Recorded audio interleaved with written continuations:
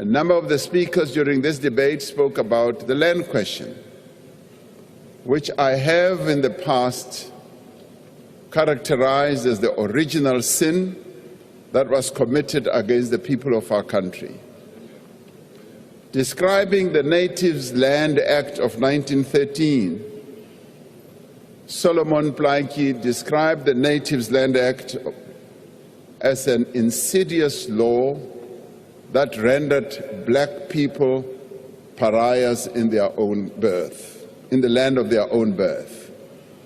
It is this Native Land Act that plunged millions of South Africans into poverty and deprivation, whose impact endures right to this day. Despite the terrible deed that was perpetrated against black South Africans here in the city of Cape Town, along the foothills of Table Mountain, there lies a potent symbol of hope, change and progress. Just a few kilometers up the hill from our parliament is District 6. It is here that one of the most painful chapters in the history of this country took place nearly 60 years ago. In 1968, the apartheid regime began demolishing District 6 to make way for a whites-only suburb. More than 60,000 people were forcibly removed. Families were torn apart. An entire community and way of life was destroyed. Over the course of 2 decades, the apartheid government forcibly removed more than 3.5 million people in District 6, Sophiatown, Marabastad, Katomena, Kroonstad, Nelspruit, and many other places across the country. It was one of the largest mass removals of a people in modern history. There are some in this house today who have memories of their families being forcibly removed from their land. There are millions more across the country who still experience the after effects of this monstrous crime. The people of this country know the pain of forced removal. That is why we will never allow forced removals again in this country. And that is why we have a constitution that prohibits the arbitrary deprivation of property. That is why we have a constitution that requires just and equitable compensation to be paid in the event of expropriation for a public purpose in the public interest where applicable. Our experience of forced removals also explains the constitutional requirement that the state must take reasonable measures within its available resources to foster conditions in which it will enable citizens to gain access to land and to do so on an equitable basis.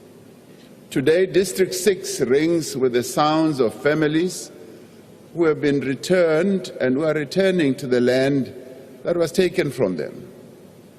Yet, like the transformation of our society, the process of restitution is not complete. It is an ongoing process. There is still much that needs to be done to heal the divisions of the past. I reflect on this, honorable members, because it is part of our history, not only because issues of land and redress have featured prominently in this debate, but also because understanding this past that many would like to forget is vital to understanding the nation that we are working to build today. At this important moment in our country and in our world, we must ask ourselves what kind of nation we want to be. Surely we do not want a nation which is separated by race, language, income, and geography. We want a nation in which all people enjoy equal worth and equal opportunity. We want a nation in which the rule of law is protected and upheld. We want a dynamic and growing economy in which small businesses can emerge, grow, and expand. It is my firm and enduring belief that all of us as South Africans, as fellow citizens of this beautiful country, are bound together by our history and our present, and we want the same thing for all the people of this country. We have toiled long and hard to build a nation united in its diversity. We are firmly committed to the fundamental principle that South Africa belongs to all who live in it. We are firmly committed to a society that is non-racial and non-sexist. We want to live together in peace, harmony, and equality. We do want to see our country succeed and growing. We must not allow others to define us, but more importantly, to divide us. At a time like this, we need to stand united as a nation, particularly now when we are facing a harsh global wind. This is not the time for any of us to rush off to foreign lands to lay complaints about issues that we ourselves can solve here in this country. We need South African solutions for South African problems. While there are many diverse and different voices in our country, we must strive to convey a common message. We must say to our people and to the world that we are committed to work together to build a society in which all South Africans are free and equal, to build a nation that works for all.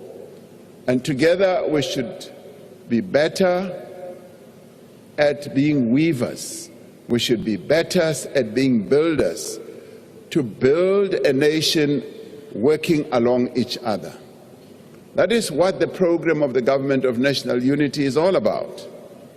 And we will not be diverted from the path that we have set out. And I'd like to repeat, we will also not be bullied by anyone in the country or outside from our intent to work together. As a country, this is a moment of continuity and change, but it is also a moment of unity. Faced with the challenges that we now face even globally and continentally, this is the time when we must unite and speak as one and act as one as a nation. It is a moment of continuity because we are building on the substantial advances that have been made over 30 years of democracy. And we are taking forward the far-reaching reforms that we embarked on in the previous administration. While some speakers have sought to claim the progress that is being made and the reforms that are now being implemented as new developments and their own makings, we nevertheless welcome the fact that they also embrace these initiatives and are working to ensure that they succeed. Whether they claim to be the mothers or the fathers of this, we are working and moving forward.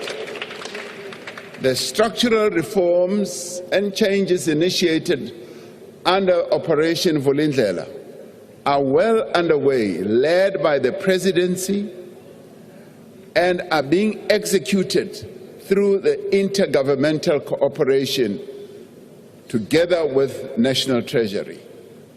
We will move with even greater urgency and determination to ensure that these changes, these reforms, these advances forward are implemented.